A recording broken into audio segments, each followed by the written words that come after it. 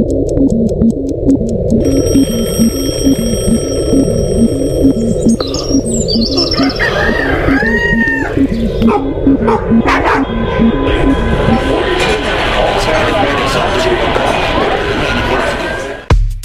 morning, Fort Worth. It is 2 January, and you have found the Fort Worth Roots Morning Show.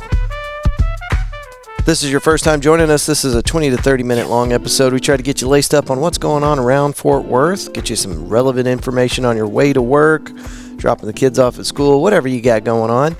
This first segment we got for you today is weather. Today is going to be 63 degrees for a high, 39 for a low.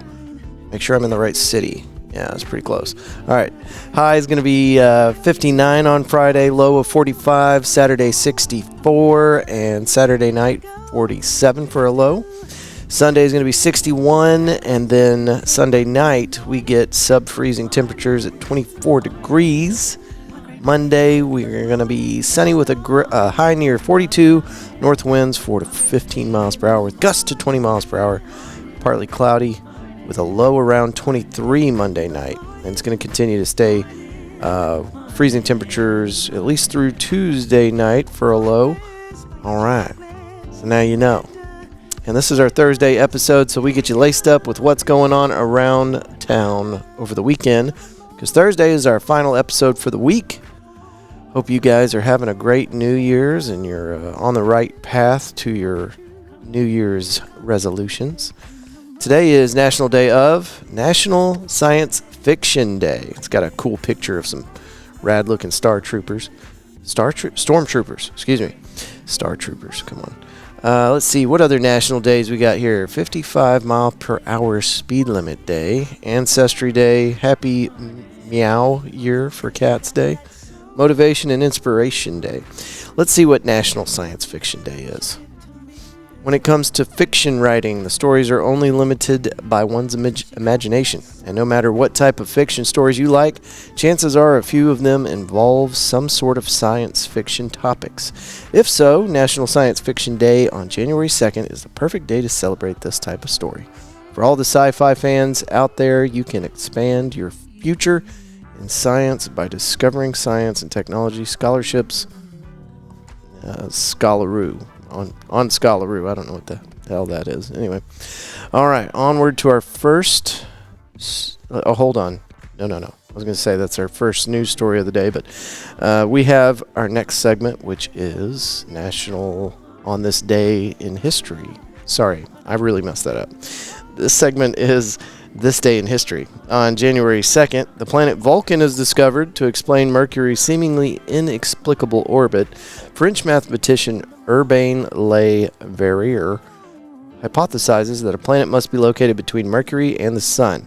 He names this hypothetical planet after the Roman god of fire. That was in 1860. All right, and this might be the reason that today is Sci-Fi Day. Legendary science fiction author was born.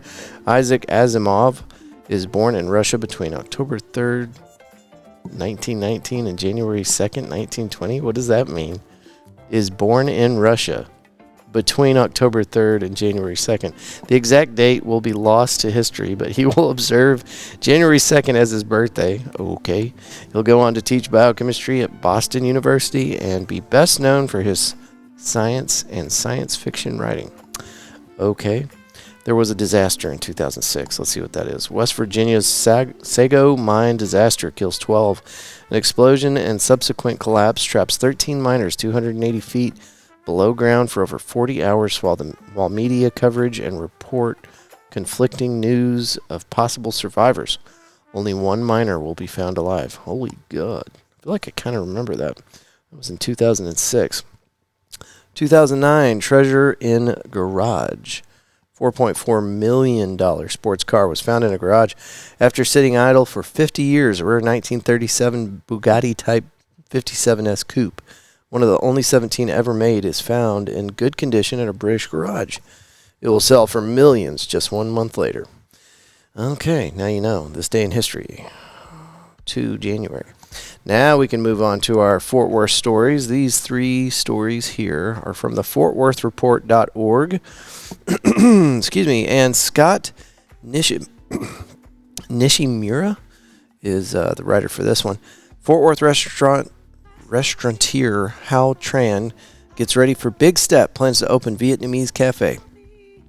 Tran, a Fort Worth restaurateur and grocer who started 8 years ago by running supper clubs from her home, is opening a 4,000 square foot Vietnamese restaurant called Duong de Ville on Loop 820 in White Settlement.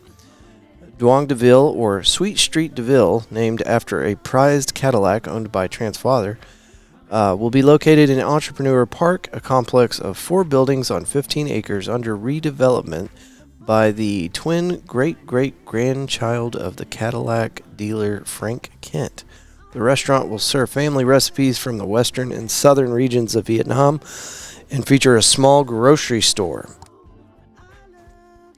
Tran said she expects to close her house, grocery, and cafe, opened in 2019 in Fort Worth's near South Side, once Duong de Ville opens later in 2025. Tran said in a Tuesday interview with the report. Cool. You can read on with that story on the fortworthreport.org. Next story, Fort Worth suit pending against Texas Garden Group over ownership of Botanic Garden land. I am really struggling again this morning. For at least 5 years, Fort Worth has been at odds with a state garden club over which party rightfully owns a section of land inside the Fort Worth Botanic Garden. Now the city has asked a court to resolve the matter. In October, the city formally filed a lawsuit against Texas Garden Clubs Incorporated to resolve ownership of the 10.291 acres located at 3111 Old Garden Road inside the Botanic Garden. Fort Worth City Council members authorized the lawsuit in June. As of late December, a hearing date has not been set for the case, which is being heard by Judge Tom Lowe. Okay. Texas Garden Club is a nonprofit organization with more than 8,000 members. You can read on with this story. Again, Fort Worth Report. That one was by, let's see here, Cecilia Linzen. All right, onward. Legislation reshaped Texas appraisal districts last year. Here's what could come next. As Tarrant County lawmakers prepare to kick off the Texas legislative session January 14th, Fort Worth Report journalists are exploring the policies set to be reshaped in Austin. The last year has been one of the massive change for appraisal districts across the state. If Texas lawmakers have their way, there could be even more changes ahead. To prepare for the 89th regular session of the Texas legislature, lawmakers have started pre-filing bills they hope to see reach the governor's desk. Looking for those changes.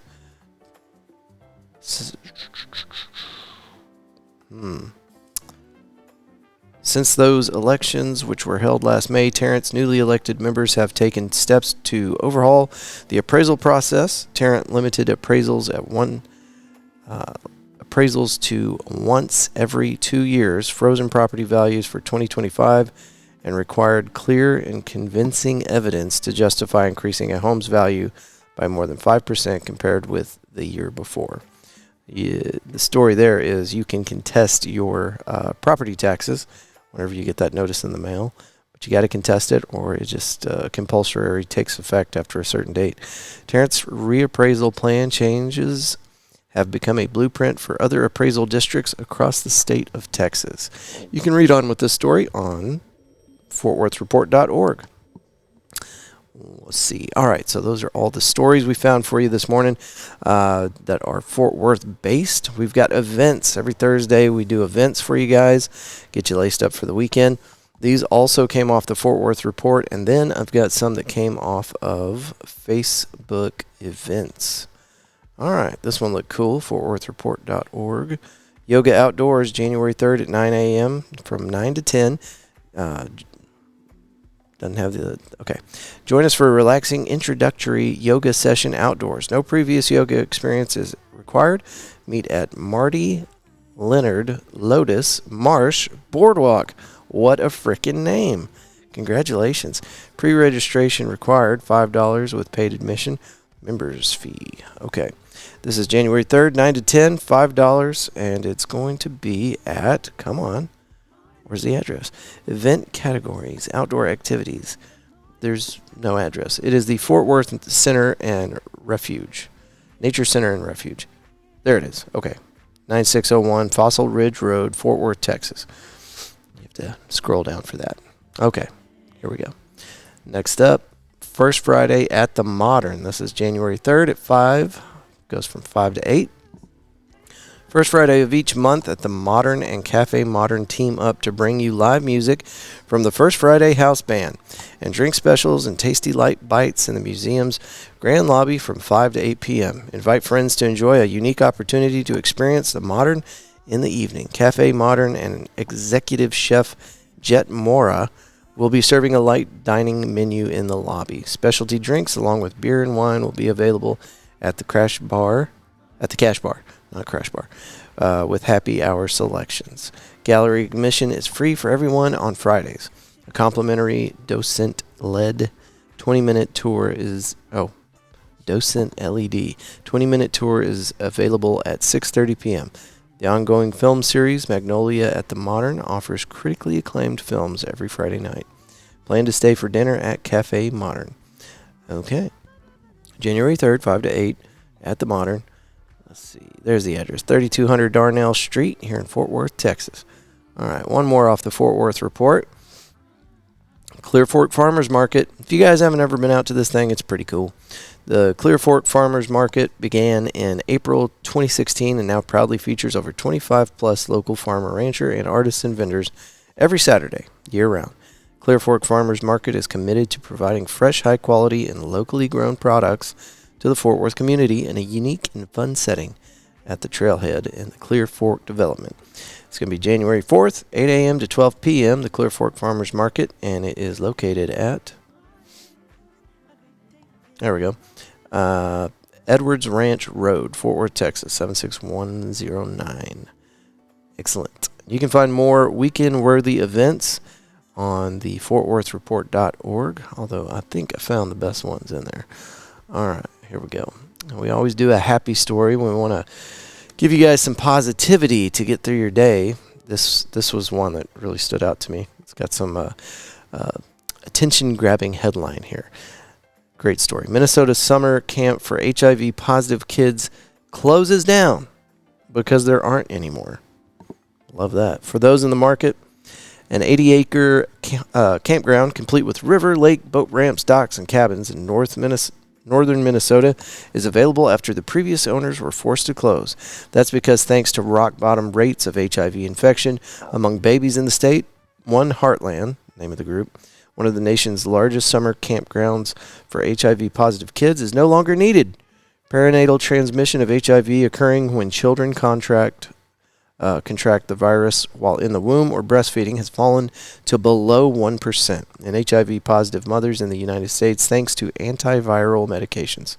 Globally, new HIV infections among children up to age 14 have declined by 38% since 2015. One Heartland was founded in 1993 after Neil Willinson, a college student who wanted to be an actor, read about a 5-year-old HIV-positive child in Milwaukee facing isolation and stigma at school. He created One Heartland as a short project, but ended up running it for the next 30 years. All right. It's great news. Love that. Okay. That was Good News Network, and you can find that at goodnewsnetwork.org. All right. We found a space news story. We try to do space news every morning show episode, see what's going on up there above our heads, but...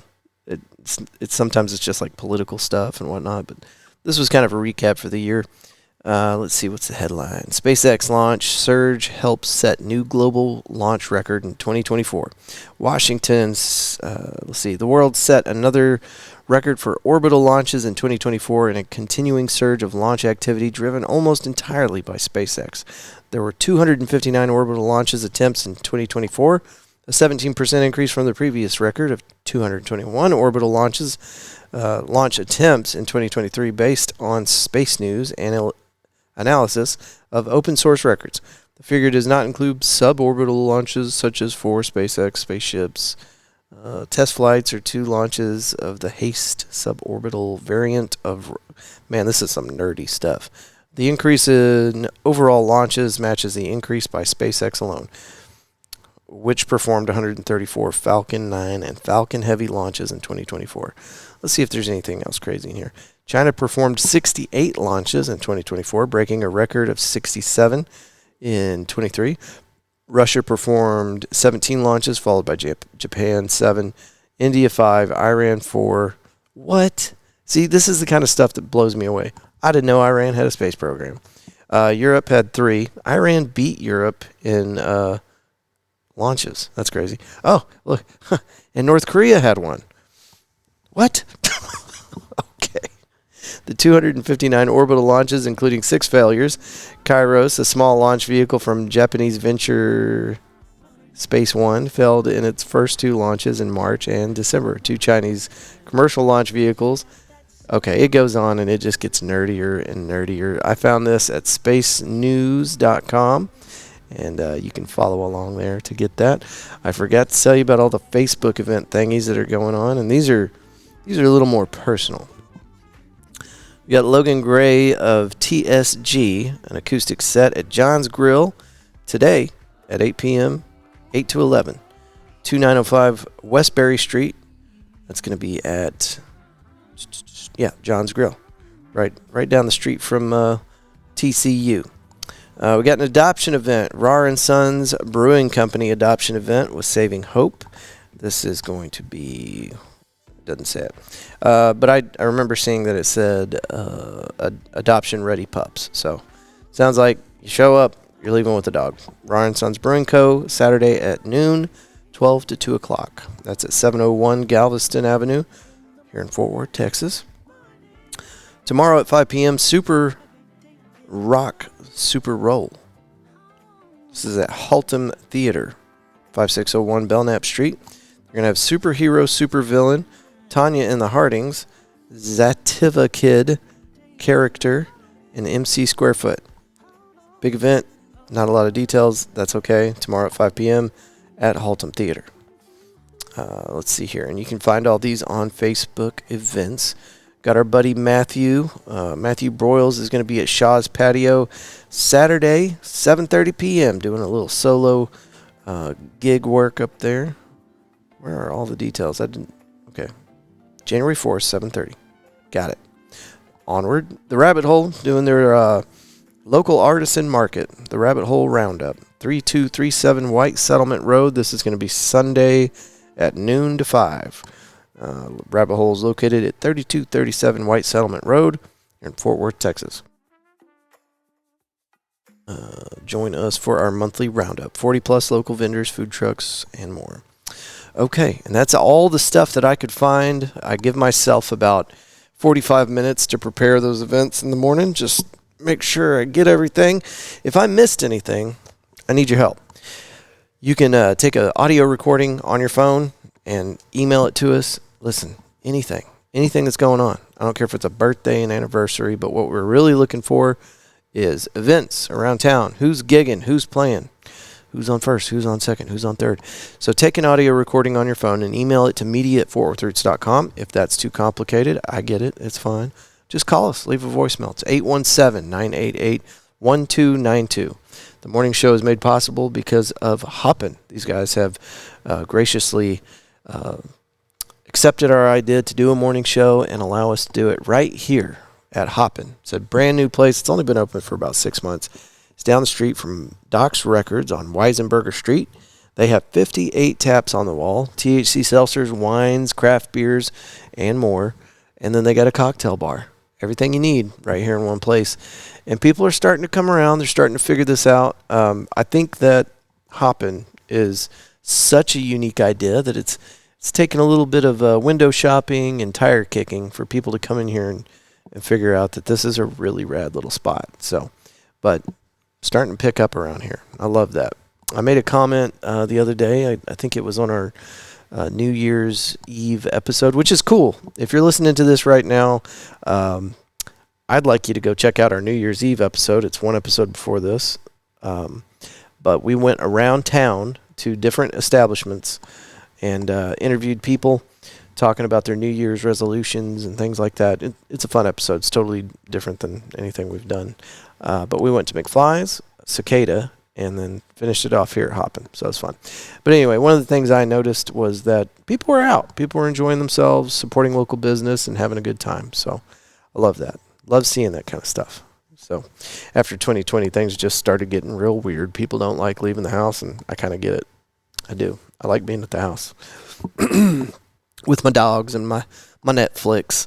Just finished a show on Apple TV or whatever they call it. It's called The Foundation. Just finished season 2.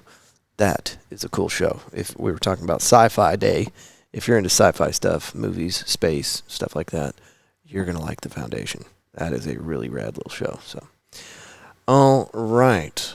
I think that's it. We usually have our Fort Worth Roots morning show traffic helicopter, flying around town and calling out stuff and letting us know where the accidents are at. But he has been under the weather. Mr. Matt Stubbs, we miss you. Hope you're doing okay, bud. And we need you back up in the air. So quit being sick. Put your big boy panties on, and let's get back to work. Okay? All right.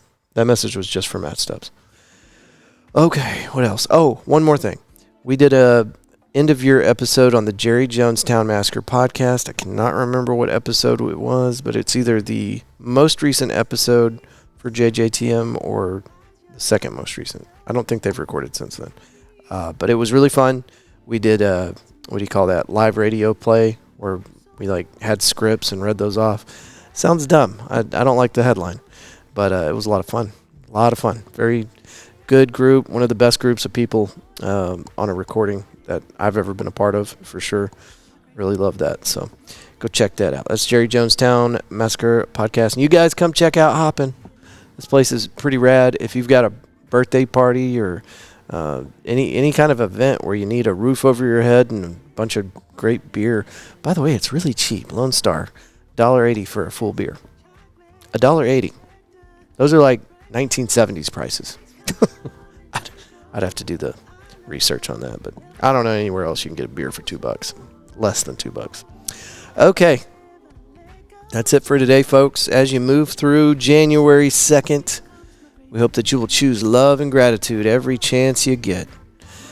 Until tomorrow, until Monday, good day. Great day in the morning. Great day in the morning.